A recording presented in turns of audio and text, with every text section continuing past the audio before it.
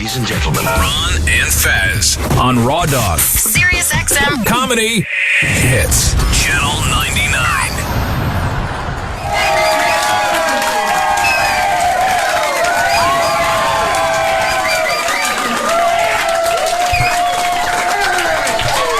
Tracy.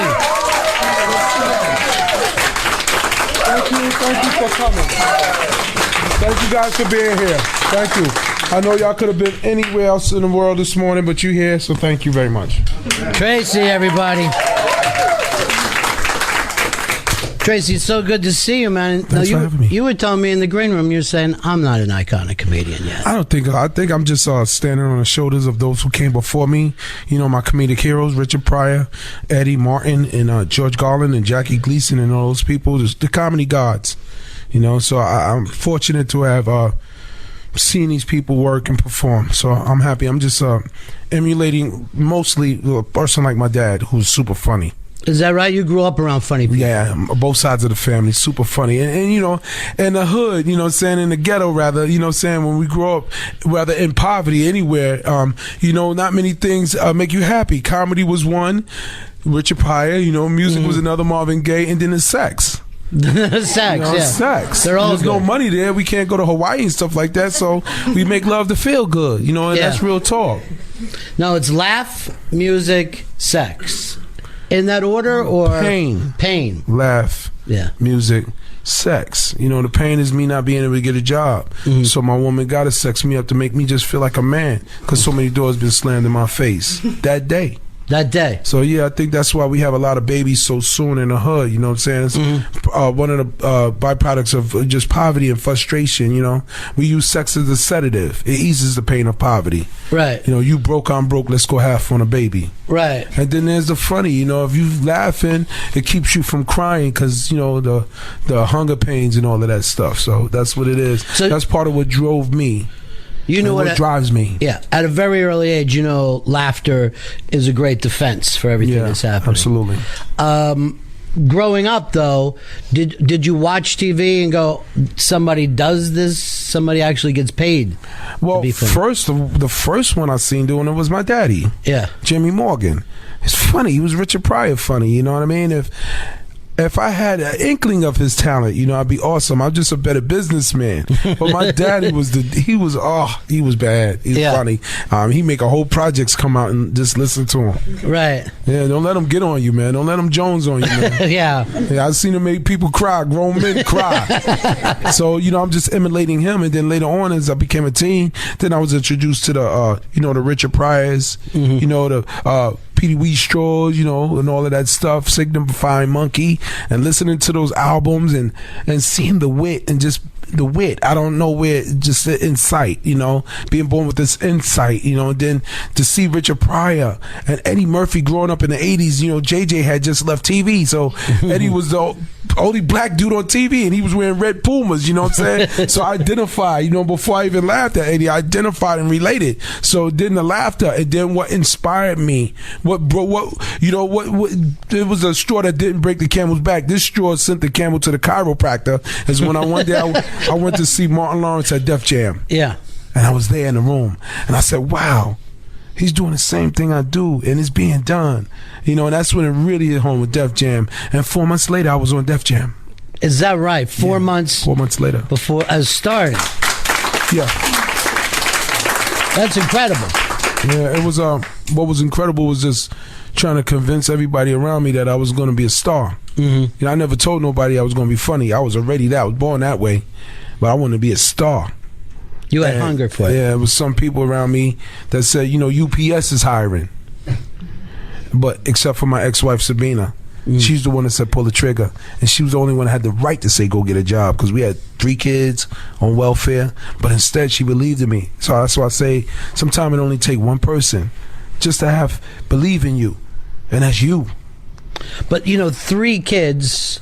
My biggest fans, my boys at the time. Yeah. And I have 4 now. You were starting comedy, so you have to be serious at that point. You can't be like, oh, I'm gonna take a year or 2, see what happens. You've got mouths to feed. You know? Yeah, I was aggressive. Yeah, I mean, I knew what was at stake, I approach it the same way I approach it now. I have nothing to lose. Is that right? Yeah, when it comes to comedy, man, I run you over like a truck and leave you dead in the street. I don't play that, man. Comedy is my first wife. Now, when you... That's my love. And First I get time really jealous when I see other comedians fucking the shit out of her. And nobody fucked her like Richard did. He stuck his comedic dick in every orifice of her body. Right. Richard Pryor did. And you don't know? Check the books. Nobody ever did it like him. I don't know. But you gotta understand, he was born on the edge. He was born in a brothel. So imagine that pain. Imagine that. Seeing your moms and your aunts and all of that. You gotta be super funny. I don't think I'm willing to go there. Can there be comedy? Can there be funny without pain first? Does pain got to be there? Sure, you can make fun of the joys with our children. I don't think it's all. I think that's a myth that you got to be just broken, and I think that's all a myth. You know what I'm saying? That we're all drug addicts and we all get drunk to be funny and all. No, I don't think that has anything to do with comedy, doing drugs and drinking and all that. I think that's all frat boy stuff. I think, because of the John Belushi's and all the stuff that's tied into it, we think that. Right. No, but Sinbad wasn't like that. Bill Cosby never did all of that stuff. Tragedy is in everybody's life. We've all experienced tragedy, and that's what comedy is. Comedy is nothing but tragedy turned inside out. The happy face, sad face, Platon. So that's what it is. But in order to make fun of that tragedy, you got to let it heal. You got to let it heal. Because we're all scarred. Remember that scene in Jaws when Quinn and them was down deck and that's what we do. Right. Look at this one, and I got it. And the funny stories. But at the time, it's bleeding. The cut it hurts, and you can't make fun of that. It's hurt. You hurting. So give it time. Be patient. It'll come about, and that's what we have to learn. Be patient. Trey, when tragedy happens in your life, do you think later this will be material? Though, do you think not all the time? Yeah, not all the time. I'm quite sure Bruce Lee didn't think the Chucks was going to come about in his life. But when it came, they were there. There's things that sometimes come when it's supposed to come. Yeah. And they can be used as tools.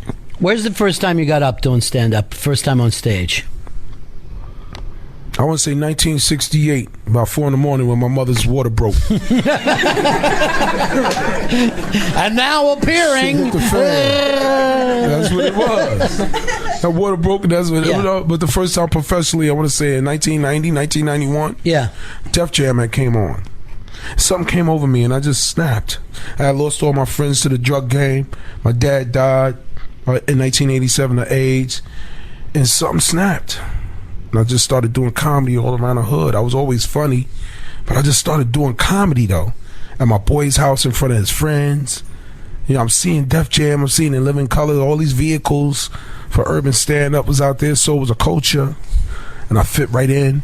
Then one day, my boy Raul, he took me to Def Jam because he was an intern over at with Russell Simmons, and me, him, and my brother was sitting up in the balconies, and Martin came out and did his thing.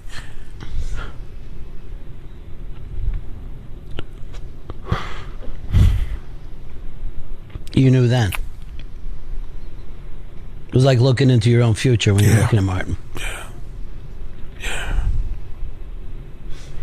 That's changed my life. Yeah, it's like a scene from a movie where suddenly a character realizes his own future. Yeah. I knew I was going to be there. Yeah. Changed my kid's life. And Martin at that point had everything going. He had stand-up, TV. It's my OG. Yeah. I just saw him a couple of days ago at the FX up front, and I'm tearing because I feel sad, because I'm happy. Yeah. Because I know this opportunity came about, and this man named Martin Lawrence gave me a shot, and the Brown Brothers over at Uptown Comedy Club in Harlem, they gave me a shot. But Martin, he let me eat at his table, and it wasn't because he liked me; it's because he thought I was funny. So he said, "Come eat at my table on my show," and he put me in front of this national audience, and he gave me an opportunity, and he told me things, man, and I'll never forget it. And I'll always be thankful to Martin Lawrence for that. He gave me an opportunity.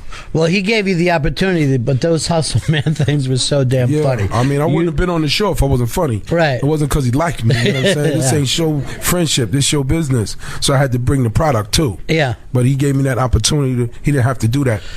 No, that's I try to provide that for young stand-ups that are theme worthy to do that. I'm not just, I'm with the, I see talent, I recognize good character, and that's what you have to have. You can't just have talent. You got to have that character. Mike Tyson had a lot of talent, you know what I'm saying? But Ali had that character, that character. And that's what I look for nowadays in show business. Some people with character. I just think that sometimes the standards get so low. We're making it so easy. I look at American Idol, nothing against American Idol, but that never happened for Aretha Franklin. In my philosophy, to get to the top, you got to dig a hole. You know what I'm saying? You don't get to the top starting at the top. You're already on TV. You know what I'm saying? And that goes for all the young people that's working in Red Lobsters and all of that stuff. Right. Work on. Keep at your craft. Don't quit. As long as you're doing what you love to do, you've already made it. Money don't measure that.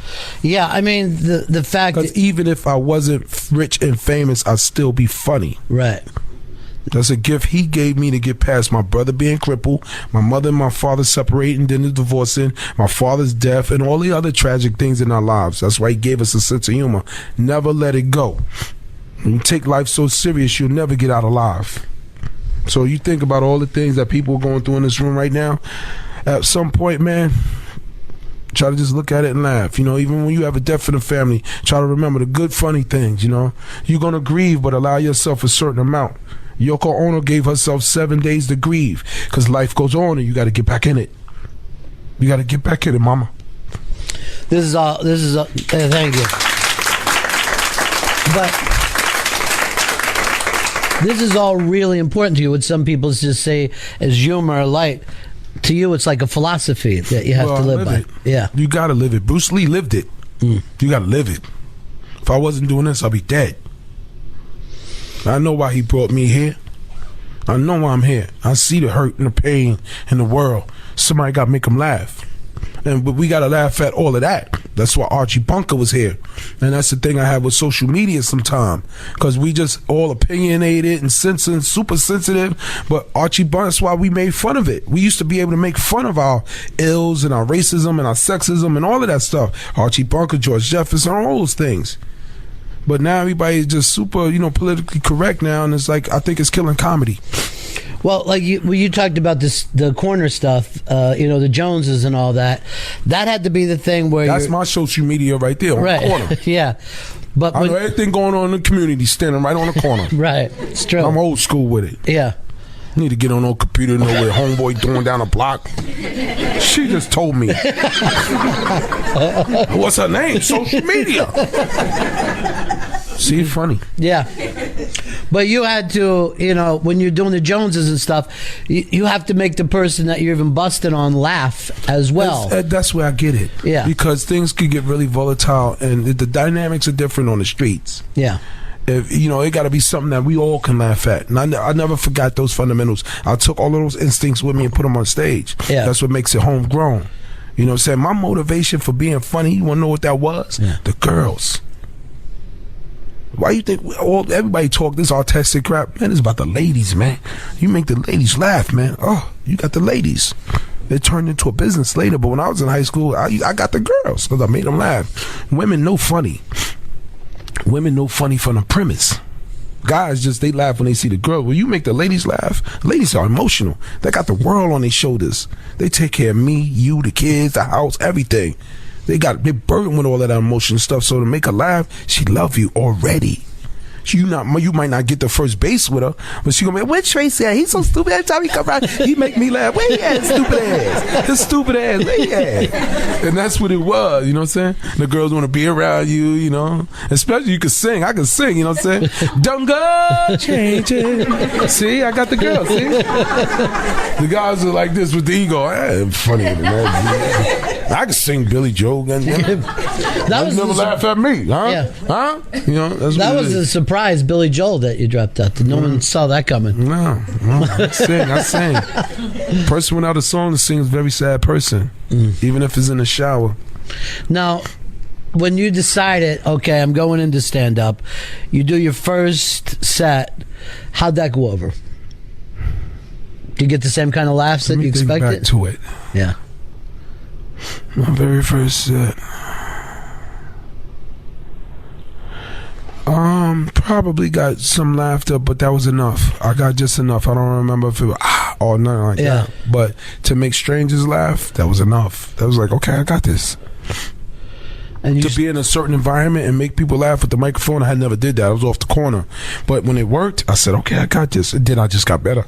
Yeah. I mean, to go in 4 months, it's like learning your instrument, your body. It's like women know how to walk; they learn their instrument. She know if she got hips, and she know when she walks, she got her walk. All women got their walk. They know how to attract a man. They know how to use their instrument. They know their assets and all of that. They know their smiles and all that stuff. They know. It's the same thing with comedy. Same thing with comedy. I had to learn my instrument. And then when I got to Saturday Night Live, that's a university for all different kinds of funny. Yeah. All different kinds of funny. So you learn even more. You get good. How was that audition for you? Because everyone talks about how difficult the audition is. It was frightening. Yeah. I knew the stakes. I had a wife and 3 kids. And I knew if I nailed this, it could change their lives. So I went towards it. My attitude was, I ain't got nothing to lose, man. But I got everything to gain. And before I left the house that day, I looked at my family. And nothing was different. They love me regardless. I ain't even got to be funny with them. They love daddy regardless. And my oldest son and my wife gave me a kiss. She said, go get it. Then I remember as the door was closing, my oldest son said, he said, break a leg, Dad. But it wasn't no big thing. And then I just went and did what I did. And I got a call back. Maybe out of 2,000 people nationwide, some stuff like that. And I just fortunate. And I was the hand of God working with me on that one, man. Comedy, she's the greatest. You hadn't even been doing comedy that long by the time you... by the time I got SNL, maybe 2 years. 2 years. 2.5 years. 2 years, and you're standing there in front of... 4 months out of the workshop, I was on TV doing 7 minutes to stand up on Def Jam. 6 months after that, I was on Martin. After Def Jam, 5 months after... a month after Def Jam, I was casted, my first TV show in the Uptown Comedy Club. And then that, I was on there for a year, and then I was on the Martin Show. It was incredibly fast. Then after the Martin Show, I got Saturday Night Live. Yeah. 7 years, and then I had my own TV show on NBC. I filled the Jerry Seinfeld slot, and then after that, I had Saturday Night Live for 7 years. No, I had Saturday Night Live, then I had my own TV show, and then I 30 Rock for 7 years, and I had my own TV show again on FXX. It's crazy. Mm-hmm. That's crazy. The going back to that, when you meet Lorne Michaels, and you know he's got the keys to the kingdom, this is going to make a difference in your family's life. I wasn't thinking like that, though. Yeah. What I was thinking about was when I first got this show. Yeah, when I first got this show, my dad had went to Vietnam. He was drafted at 17. Came back a junkie, really messed up in the head. And he hadn't laughed. He was shell-shocked. He was just a zombie. Until one night in 1975, Saturday Night had came on. Saturday Night Live. And I never seen my father laugh so hard. So when I got the role on Saturday Night Live, the first thing I said to Lorne Michaels, thanks for making my dad laugh. And he said, chill on my shit, thank you. It's okay. And I said, no, you don't understand. My dad died in 1987. My dad died, now I'm a cast member. So all of that was going on, the emotion of that, plus looking at the paycheck every week. You know, I went from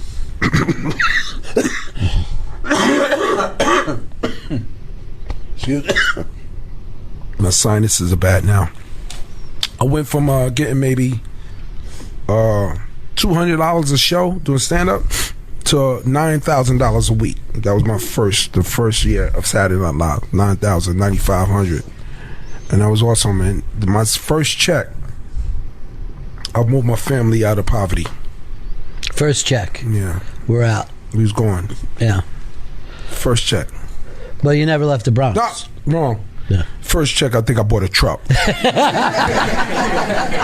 check, then you filled that truck. Okay. Yeah, that was all right. That was fine. That's just fine.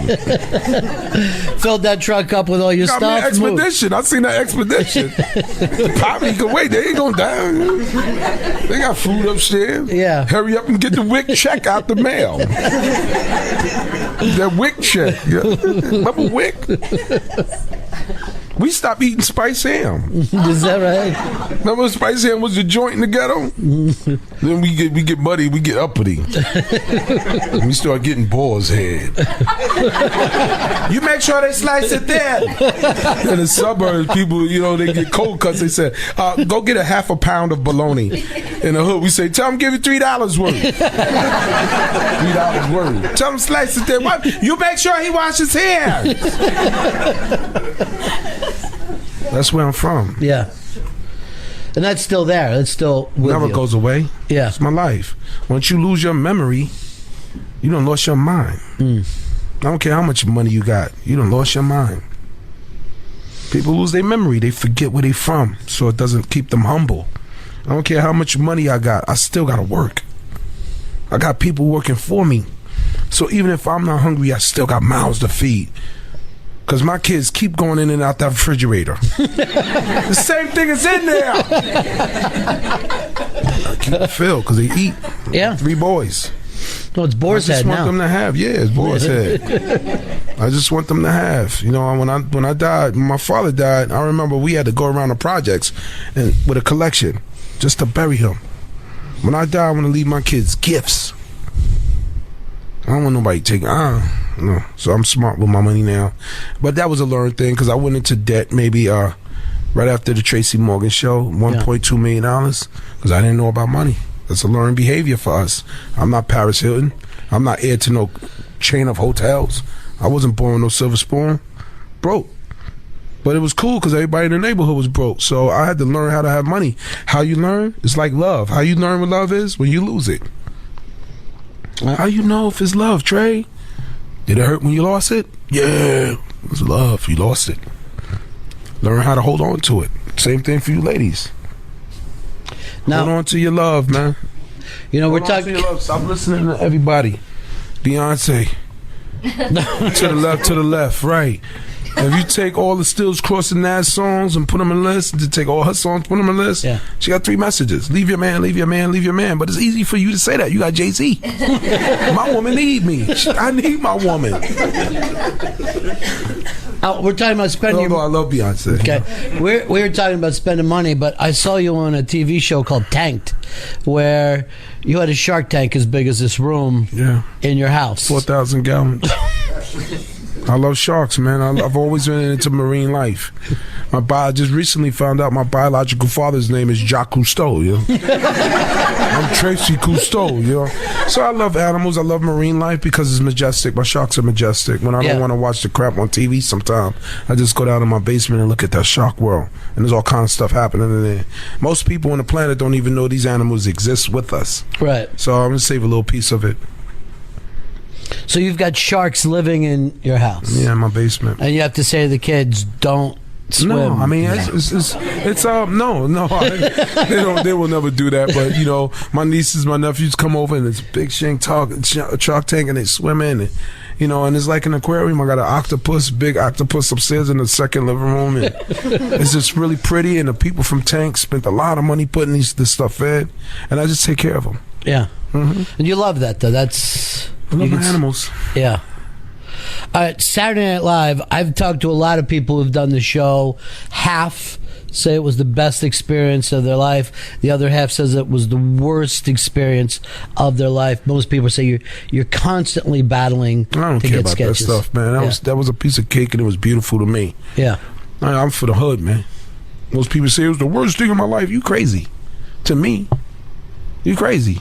You ain't never been on food stamps and all that crazy stuff, man. You ain't never had gunshots under your window. That was the worst time of my life. Mm-hmm. Hearing that. I saw my first murder at like 8. I seen my get they cap twisted at 8. So Saturday Night Live, I don't care how I was going. I was good. Yeah. I was good. Anything worth having is worth fighting for. No pain, no gain. You know what I'm saying? So that's how I approached it. No pain, no gain. I seen that. I know where I come from. Humble beginnings.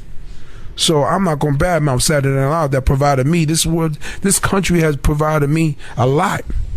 You know, provided me a lot. So I can't be hating.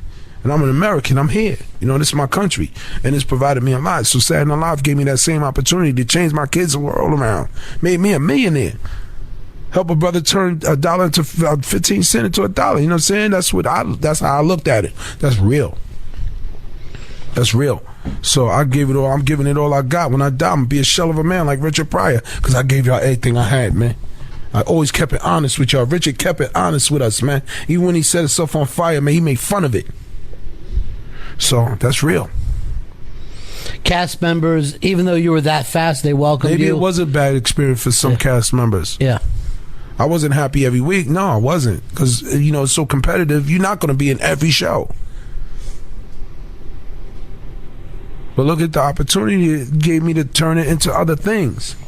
You know what I'm saying? And I met beautiful people. I'm never going to vilify that. It's like me vilifying my high school. I love my high school. I love wearing my jersey and my jacket. I was proud to be from DWC. Proud of it. No, man. That was my high school, man. SNL, baby. One of the funniest people in my generation. Well, you also met somebody there that, again, changed your life. Some people are used to letting it be handed to them. Right. Down there, if you on Saturday Night Live, you're probably one of the funniest people of your generation. You got to go hard. I was throwing elbows, man. At some point, your fangs got to come down. You got to begin to feed. I know you're a reluctant vampire. I know you're reluctant, but baby, you're going to die if you don't feed. Look, there's a couple in the park walking a little dog. Let's go eat them. Let's go suck their blood. Well, I don't want to, but you have to. You have to. Hypnotized. Yeah, truer words. Trey, it's great advice for young people, you know? It's okay to be aggressive, but you don't have to be an asshole. Yeah. You don't have to take advantage of people. You don't have to be mean. You can be good about it. You can be professional about it. But I was thinking, because you got there so quick, did everybody feel like, oh, this guy's get there so quick? Yeah. Like took me lifetimes.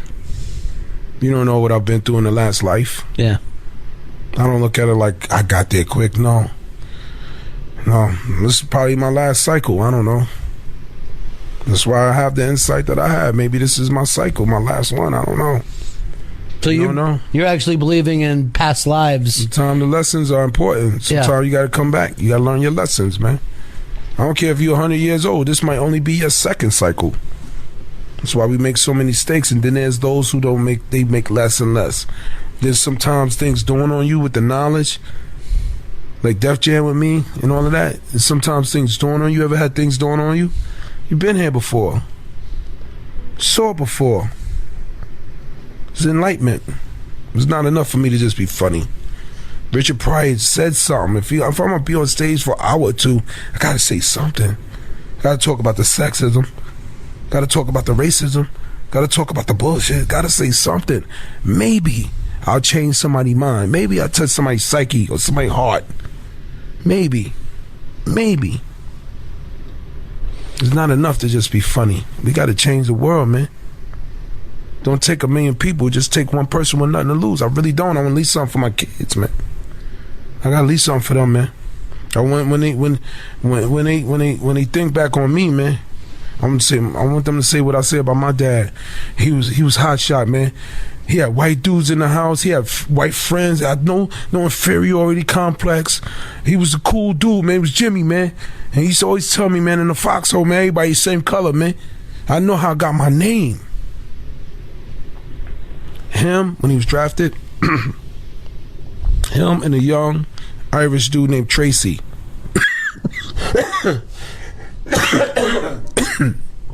They were on a plane, excuse me, going to Vietnam, scared to death, young boys.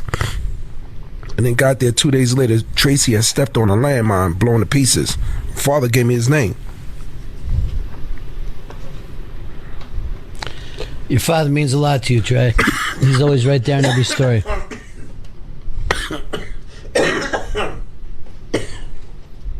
My sinuses. Yeah.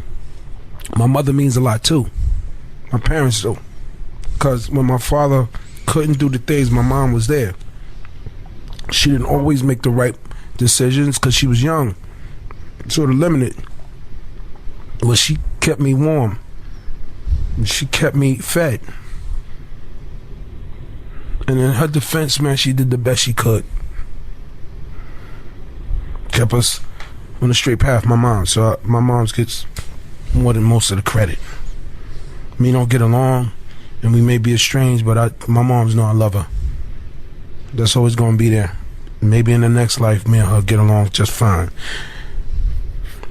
I tell that to my lady sometimes, man. Maybe in the last life we were pure enemies, but in this life we getting it together. That's why we do it so much. I'm a Scorpio. I need that shit all the time, B. I need it all the time, man. It eases my nerves, man, before I go on stage.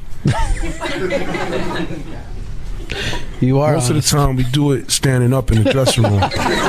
Standing up. Real talk. And not like one man. Yeah. That's God's greatest creation. You gotta be a pure genius to come up with the concept of titties. Pure genius. Yeah. I don't say boobs. No, you don't say that. Nah, I say titties, man. Like boob is like a retarded child. That's a boob, man. Ain't nothing like titties. Man. Right. Look, see, I got her. She open. She's never gonna forget me. No, she won't. He crazy. It's that titties. That's what it used to be back in the days. Ain't nothing like woman.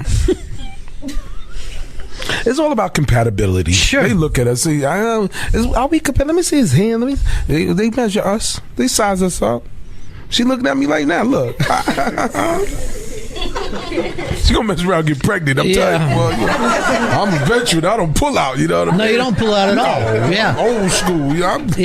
My junk is like prison. When I come in, I come in. I'm doing life, you know? I don't believe in wearing no condoms, man. No. You know? If you ain't willing to die for it, you really didn't want it. Right. You didn't want it. The commitment is there then, Trey. Look, I rocked them. Look. Yeah. What a way to start your morning on. It is. You have the front row flush. Yeah. As a matter of fact, you notice there's all about. Women in the front row. That's when you really know you're nice. funny. Yeah. The prettiest, that's when you know you're funny. When you make the pretty girls in the front row laugh so hard, they fart. They fart. That's I'll when be you listening. It smell like Chanel and poop in that area. Chanel and poop, yeah. See? She laughed back there. She had to cross off. She said, I don't be pooping. I don't fart. Trey treats every place like it's the Playboy Club. That's what everywhere it is. you go. Don't worry about the millions of people. Just worry about the people in this room. Yeah. Do comedy like you talking to the guys, the 6 guys at your house. Chris Farley told me that. My second year, or when he hosted, he said, don't worry about TV land. Make the people in this room laugh. That's infectious. It'll get to them. Do comedy like you doing it for the 6 people in your living room that you always did it for. And that's what it's about, man. Richard Pryor, it was just a funny conversation. I don't do material, man. I'm conversating, man. When Richard talked to us, didn't he talk to us? Wasn't it a funny conversation? And you in your mind, you be like, go ahead, Rich. You know, and that's what I want. When I'm on stage, trying to touch you, man. Well, you gotta speak. You go to church, say hi, and I'm trying to go there. I want the same effect as that preacher got. The Holy Ghost and all that. I want that. I want people laughing where they move. I don't want to tickle nobody. She a grown ass woman. She don't want to be tickled. She want to laugh. I hit him in the gut. My comedy is based in reality. If I had to describe my comedy as temporary, is a contemporary wit. Mm-hmm. You know, I stab the monster, but I don't cut too deep because I know we need the monster. The truth. People are so uncomfortable with the truth now, and I love to dwell in those areas that make you uncomfortable. I was talking about girls farting just now. All of them got uncomfortable. Yeah. Talk about how sexy they are and they walk. They get uncomfortable because they're not used to that. We so scared of them now. They not used to that. She need to hear that. Yeah, I like your hair. I don't think anybody's been comfortable here in a long time. I'm not trying to come at you. But sometimes a lady just need to. They go all out to get their hair done and all that stuff. They get up they got to be to work at 9. They get up at 4 in the morning to get ready. Who you think they doing that for? Us. So compliment them. But they get all this energy coming at them every day from creeps. My hands ain't sweaty. Feel that? Let me see. My hands are soft. Oh, you know why my hands are soft? Why is that? Because all I do is touch women and count money. I ain't lifting no heavy boxes. Well, I don't lift heavy boxes. Touch women and count money. Trey, I like touching a woman.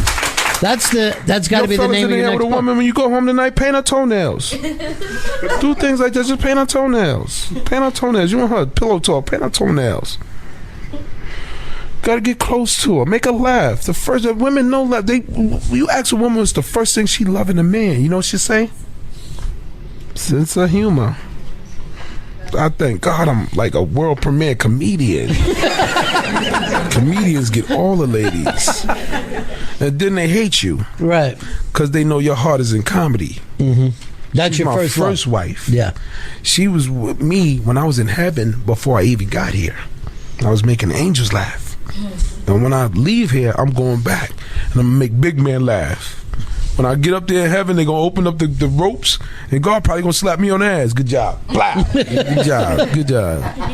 Hold on. They coming with me. Jesus! Is Abraham back there? That remote control back there? Sure! You know, arguing with Jesus, you know.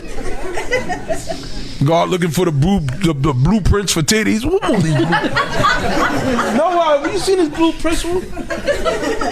Looking for the blueprints. The hips. Shaka Khan hips, you know. Lips and hips. Quite a bit of confidence about your spiritual place. Because I'm connected. That's what I'm dealing with. I could be on a physical level. Yeah. But then what's that? I'm just on a physical level. I like to deal in the spirits, man. They give me solace. When I'm dealing on that level, I can't be broke. Because my spirits are high. And when you're doing stand-up at this level, your spirits got to be high. You got to lift them up. I know it's hard. Because so many people around you every day bring you down. Hey, what's up, baby? You know my aunt died? That's intentional. Sorry about your aunt, but I got to go. That goes for relatives, family, and all of that. You got to get close to them. Because it's getting dark out here. Get close to them. I get close to God in a tight situation. You think it's me making 5,000 people in the arena laugh? Just me? Saying one thing into a microphone, making 5,000 people laugh in unison. That's the hand of God. He's just using me as a vehicle. He's going from there through me into the audience. That's how I've always seen it. I look at comedy in circles, bubbles. Some people's bricks, hard, slam on people because they got the mic, hurt them. Nah, comedy is fun, it's bubbly. What's the first 3 letters in the word comedy? And funny. F-U-N. What does that spell? Fun. So you got fun. When they see you having fun, they have fun. You're not going to get in a cab with a cab driver who's shaking at the wheel. You're going to not stop the cab, let me get out. Confidence. You're not going to get on top of a woman and your arm is shaking. No, you want confidence. Come here. Turn around. Plow. Come here. They like that shit. Ooh, ow. Slap them on the ass. Plow. Ooh, ow. Turn around. Control. Confidence. They see me on stage and they having fun. Oh, he got this. I paid money for this ticket. He got us. That's what it is. I never made the connection that F-U-N started funny. I never really figured out the root word and why of fun. Is nigh? Yeah. Don't that sound negative? Nigh, negative. It's amazing insight. It's amazing then you're insight. Funnier. Have fun. Then you're funnier. You know, back to Saturday Night Live. He said that's incredible insight. Yeah. Third eye. It is third eye. Sometimes it gets you in trouble. It can be a blessing and a curse. But I'm sorry, it ain't gonna close now. Once the genie's out of the bottle, I ain't going back in. Some of us have insight, but we refuse to see it because with insight, you can look inside somebody you love really much, a lot, and see some really dirty shit. And you don't want to see that. I'm going to be in denial. I'm going to dump down for my family. Saturday Night Live. You met Tina Fey there, and that was another life. Or she met me. Or she met you. I was there 3 years before. Yeah, but did you guys connect right away? I mean, did you realize? No, we did hang out. We don't hang out now. It's a middle-aged white woman. What's she gonna hang around me for? She got a husband. I'm a lover. You know what I'm saying? No, we have nothing in common besides comedy, and that's where we connected. We were both on Saturday Night Live. She was doing her thing, and then at some point she said he could be a funny Star Jones. He could be a funny Bert from Judge Judy, and that's how that started. Then after the Tracy Morgan TV show didn't make it like that, then she was doing a TV show based on backstage. She had partied with me at the after parties and saw how fun that was with Tracy. She wanted to introduce that to the world, and she did. She heard my voice. You were the first person that she cast in that show, right? Yeah. Mm-hmm. Any idea that it would be as big as it was? None. I don't think we was looking for that. I think we was just looking to make good TV and have fun, and that's what it was, and it just translated to the audience. And when we came on in their living rooms, when they did the boop and had us on, we thank you guys for that. They enjoyed seeing these crazy people in their lives. We never made fun of the show. We made fun of these characters in their crazy lives. And all the cast, Jack, Jane, Judah, Grizz, everybody, Alec, everybody, it was just like it was perfect. It was like the stars and the moon just lined up, and everybody knew their roles, and we were that. So to have writers like John Rigi and Don Scardillo and all these people to know our voices, and then we found the show. Because just because it airs doesn't mean the show is complete. You have to find that show. So everybody's still fine-tuning their characters, and then it just blended. And we lasted 7 years. We did 7 years. Then Tina Fey became a mom. She had 2 daughters, and TV, as you guys know, 14 hours a day, and she wanted to spend more time with her daughters. So, we were all with her and supported, and so we were fine. We don't miss the TV show because we see it on syndication, but what you do miss is the people that you saw for 7 years, the Grips, the craft services. You miss those people because you spend so much time with them, more time than you spend with your own family. So that's what you miss most of all. And I think that show did a lot to cement you with a certain audience that maybe... Well, I was Emmy nominated for that. So that was a really good moment, good times. And a lot of the people who come out to see you stand up, a lot of them... Sometimes they don't think outside the box. Sometimes they may look for Tracy Jordan, Tina Fey, and all of those people. But what you're getting when you come see me do stand up is my world. And it's not pretty like that. I'll make it funny. I'll put it so where you can understand, because when I'm doing stand up, I'm more of a visual stand up. I'll paint a picture in your mind and you'll see it. Now you can see it one of 2 ways. You know what I'm saying? You can laugh about it or you can feel bad about it. That's on you. It's how you see it. If you give a child finger paint in kindergarten and you let them do their thing, now you're going to look at that painting one of 2 ways. You're going to say, oh, he made a mess. Or you're going to say, this is the mind of a child, a genius. That's masterpiece. But it's all on you. It's all on your intent. Why are you coming to the show?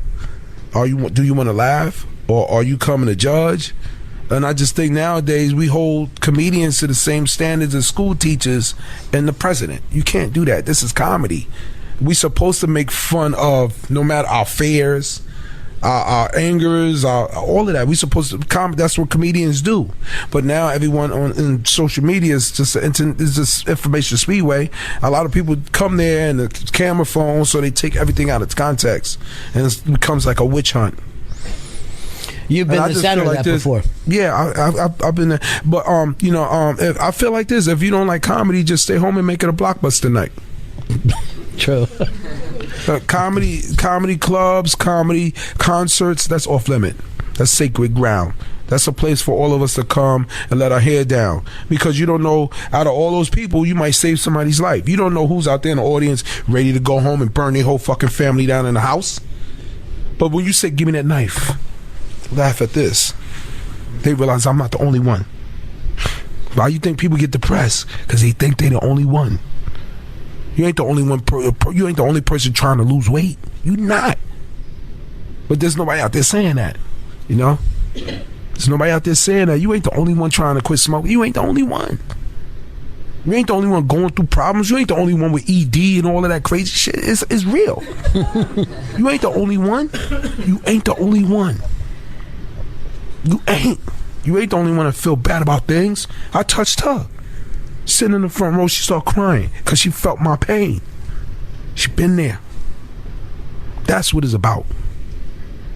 Making people laugh is temporary. It's transferable. Making people care, that's forever. We still care about Richard Pryor, and he's gone. So that's what it's about. So what do you do when people don't get it or say you shouldn't be using those words? What do you do? I don't know. You tell me. What do you do? You move on. You got to move on. It's life. Some people ain't never going to get it. If you gave it to them, they still ain't going to get it. And what are they supposed to get? Love. What did John Lennon say? All we need was what? Love. That's what comedy is. I ain't coming here to hurt nobody. Came to make people laugh and think and love, and we need more of that in the world. I figure this world, people say the world is going to end. No, it ain't going nowhere. Trust me. He just moving. The demon spirits are just moving, but God got this. When you got love, then we ain't going nowhere. When there ain't no more love, lights out. On this small planet. Tracy, you do think ball of clay. You do think that there's demon spirits out there that move around? I told you I'm in the spirit world. Yeah. Remember Young Guns? Mm-hmm. We in the spirit world, asshole. Remember we took the mushrooms and stuff? I'm in the spirit world, asshole. Yeah. I'm in the spirit world, man. That's it. You moving on a different plateau then. You're moving on a different plateau, man. Yeah, if you believe in God, you better believe in the devil. He's there. He's about. That's his favorite trick. Making you think he didn't exist. But he's mighty, but God is almighty. Only he could take me from the projects to, Hollis to Hollywood, but is he good? You know what I mean? Only, you can move a mountain, I mean? You might only do it one spoonful at a time, but you can move a mountain. Depends on how much time you got. People ask me that all the time. So how much time do you have, Tracy? I got 45 years if you got the time to listen. It's all about my memory. Like I said, if I can remember it, I can make it funny. Tracy, I promised some of these people they could ask some questions as well. There's a microphone over here. You can grab Shelby. Ask me whatever you want to ask me. Over here, this young lady.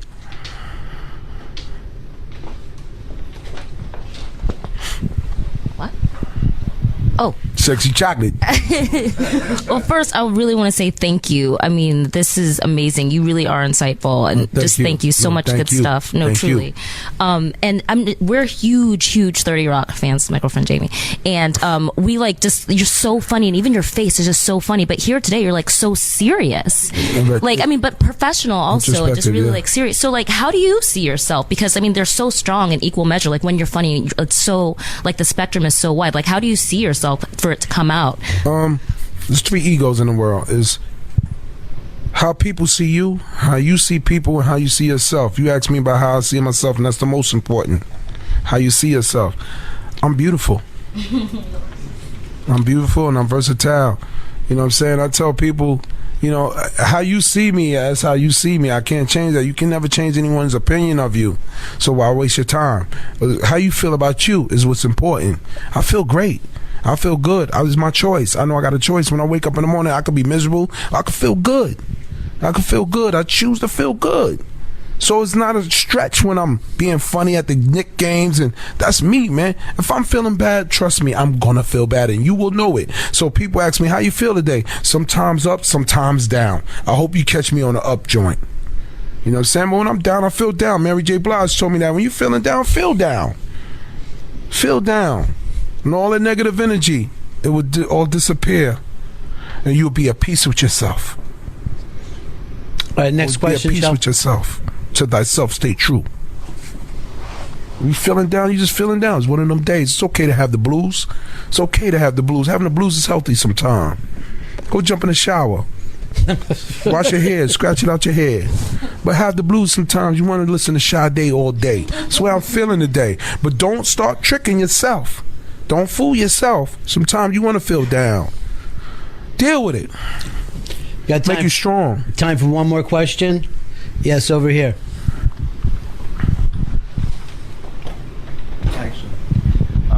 Did you ever get a chance to tell Martin Lawrence how grateful you are? I saw Martin 3 days ago, and I cried. He knows. That man know. He know what he did. He know what he did. I never gave him credit for it because he told me not to. Don't you ever tell nobody I did nothing for you. You did this. Good, bad, and ugly. You did it. And I tell that to young comedians, if I help you out, don't you ever tell nobody I did nothing for you, man. You did this, man. I ain't the guru of nothing. You did this, man. So when it go bad, motherfucker, don't blame me either. You did this. You won it, you got it. Take care of it. Your opportunities. When opportunity knock, I never just let it in. I used to pull out my gun and say, get in the basement, motherfucker. Opportunity is duct taped at my basement right now. He ain't never going nowhere. It's all good. You wanted it, if you had it, let me ask you a question. If you had it, would you want it? Yeah. If you had it, would you flaunt it? Well, it's yours. We've done a lot of these interviews, but there's only been one. Tracy Morgan. That was one of a kind. Got me emotional early in the morning. I don't like that. Beautiful. Beautiful people.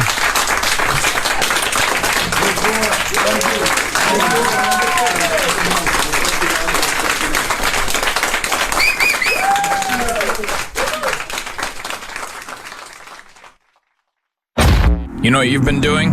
You've been listening to the Ron and Fez show. It's now over.